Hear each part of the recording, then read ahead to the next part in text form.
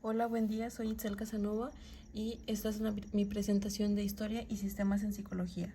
Es difícil hacer este top 10 debido a que ha sido largo el camino para conocer y comprender la psicología y su historia. Desde la antigüedad, el hombre ha buscado explicar el ser y han sido muchos los que han hecho sus aportaciones. Empezaré por Hipócrates.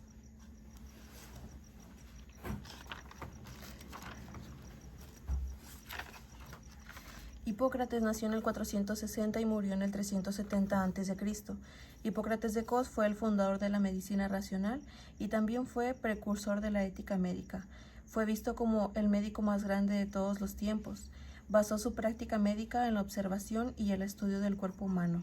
Creó una clasificación racional de las enfermedades mentales que se utilizan en la actualidad, como psiquiatría, epilepsia, manía, melancolía y también la teoría de los humores. Estableció que todo tratamiento para enfermedades físicas o psicológicas están relacionadas con los 4 tipos de humores. Hipócrates aportó a la historia la teoría de la personalidad, donde formuló 4 tipos de temperamento provenientes de 4 humores biológicos. Y uno de sus aportes principales y tal vez parte de la tradición más duradera en la historia de la medicina es el juramento hipocrático. Este lineamiento fue escrito como un lineamiento de ética médica y de respeto para aquellos que impartieron sus conocimientos sobre la medicina y para los pacientes, así como la promesa de tratarlos con el mejor conocimiento médico. En la imagen se muestra el juramento hipocrático, la teoría de los humores y una de sus frases: la mejor medicina de todas es enseñarle a la gente cómo no necesitarla. Entre sus humores están los coléricos, los flemáticos, que son personas indiferentes, muy calmadas, racionales. Está también Sócrates. Él nació en el 470 y murió en el 399 a.C. Quizá todos en algún momento de la vida hayamos escuchado sobre él. Se le considera el padre de la filosofía. Fue un filósofo muy importante que dejó muchas lecciones de vida. Sócrates es el autor de la frase "solo sé que no sé nada", y en su caso no era solamente un eslogan. Él tenía una apertura mental única. Consideraba que su principal recurso era llegar a la verdad. Su principal recurso para llegar a la verdad era reconocer que no sabía qué era lo verdadero. Se planteaba interrogantes antes de intentar encontrar respuestas. Sócrates dio un lugar predominante a la razón, hizo a un lado la magia y era más realista. Creó el hasta ahora conocido método socrático, al que también se le conoce como mayéutica, el cual se utiliza hasta hoy en terapias. Él también destacó por centrar su atención en el terreno de la moral y la ética.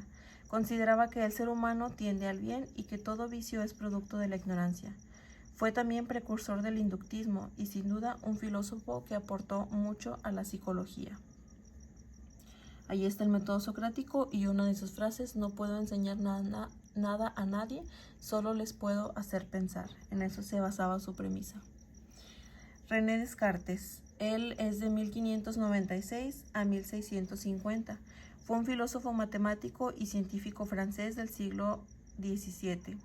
Fundó el pensamiento racional, creó la geometría analítica, hizo aportaciones fundamentales en la medicina, la óptica, la geología y además de sus aportaciones a la antropología y a la medicina.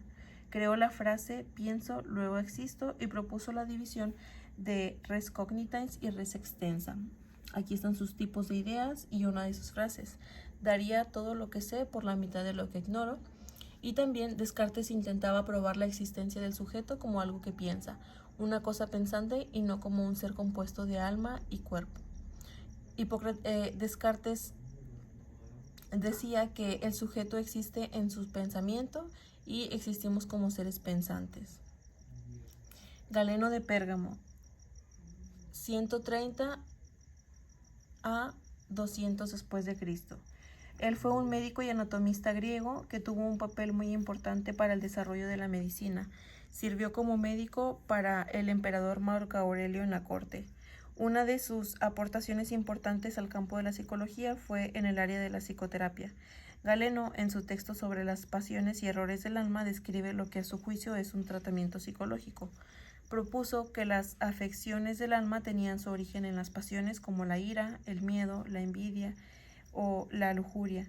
La única forma de hacerle frente a estas fuerzas era a través de la comprensión y el autoconocimiento. Pero el amor propio impide que pueda realizarse una autoobservación y por ello se requiere de un terapeuta que ayude a identificar las pasiones. A él se le puede considerar como uno de los fundadores de la psicoterapia y de la comprensión entre psicólogo y paciente.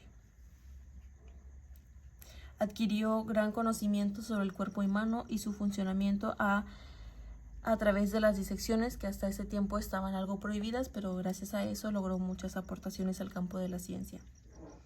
Aquí están algunas de sus frases. Aristóteles, del 384 al 322, fue un filósofo griego que pensaba que las sensaciones son representaciones imperfectas de la realidad. Se debería de utilizar la razón para organizar dichas sensaciones y aspirar al conocimiento de las cosas. En su texto La memoria y reminiscencia, Aristóteles postula la manera en cómo se origina la memoria a través de 3 procesos asociativos: la similitud, el contraste y la cercanía. Fue un pensador original que transformó virtualmente todas las áreas del conocimiento a las que dedicó su atención.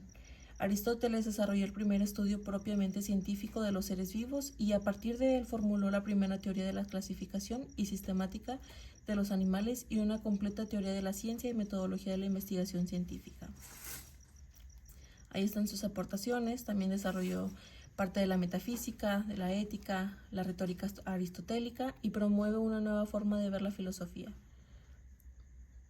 Sigmund Freud, 1856 a 1939.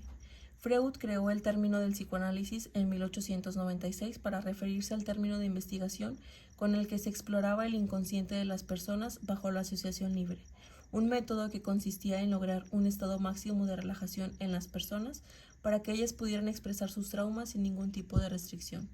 En su libro más popular, La interpretación de los sueños, en 1900 define los sueños como ese mundo inconsciente donde las fantasías y deseos infantiles se buscan cumplir. Es decir, mientras una persona duerme, su actividad mental se ve motivada por el inconsciente y éste busca satisfacer aquello que no ha sucedido en la vida real. Para Freud, la personalidad es el resultado de los impulsos destructivos y la búsqueda del placer.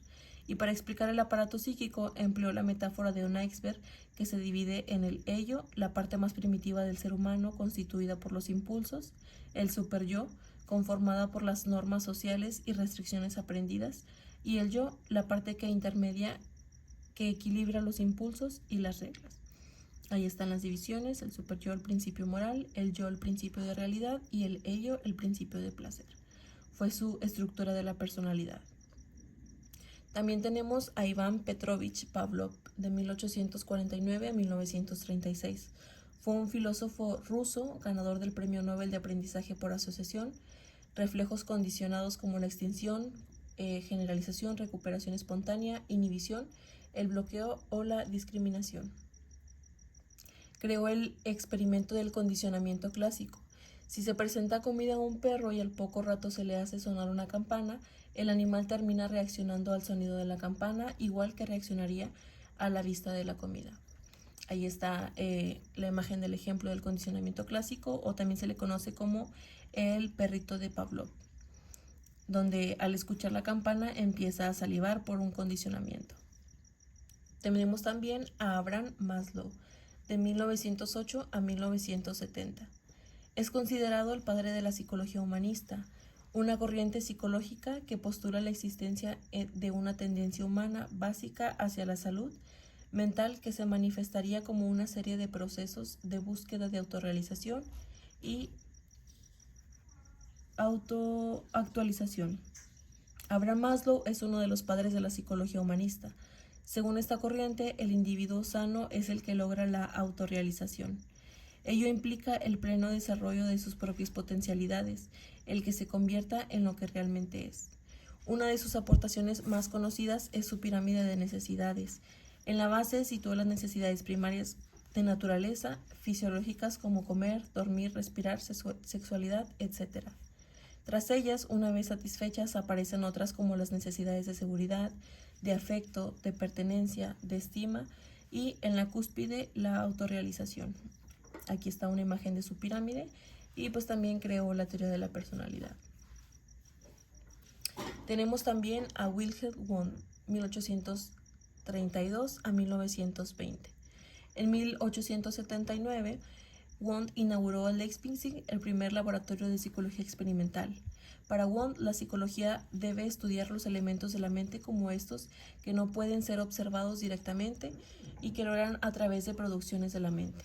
Escribió en su primer libro titulado Contribuciones a una teoría de la sensopercepción, donde desarrolla una teoría perceptiva y plantea un programa de psicología. Para el estudio de la mente humana, Wundt realizó una investigación donde consideraba el primero el desarrollo histórico de las personas, puesto que la vida de cada sujeto individual es demasiado corta, por lo que debe de tener en cuenta el estudio de la humanidad, mas no de un solo individuo para entender la mente. Y aquí tenemos una de sus frases: las características distintivas de la mente son meramente subjetivas. Los conocemos solo a través de los contenidos de nuestra propia conciencia. Tenemos también a Milton Erickson. A Milton Erickson se le conoce como el padre de la hipnosis moderna, ahora llamada hipnoterapia. Fue un médico y filósofo estadounidense, pionero de la creación y aplicación de nuevas formas de hipnoterapia. Su influencia fue decisiva para el avance de esta técnica. También destacó como un terapeuta familiar y comenzó a desarrollar un profuso trabajo terapéutico con las familias. Esto lo convirtió en uno de los terapeutas más importantes y puntuales en las terapias sistémicas. Para Milton Erickson, la intervención terapéutica no podía ser un esquema que se aplicara indistintamente con los pacientes. Destacaba el valor de la singularidad y la particularidad.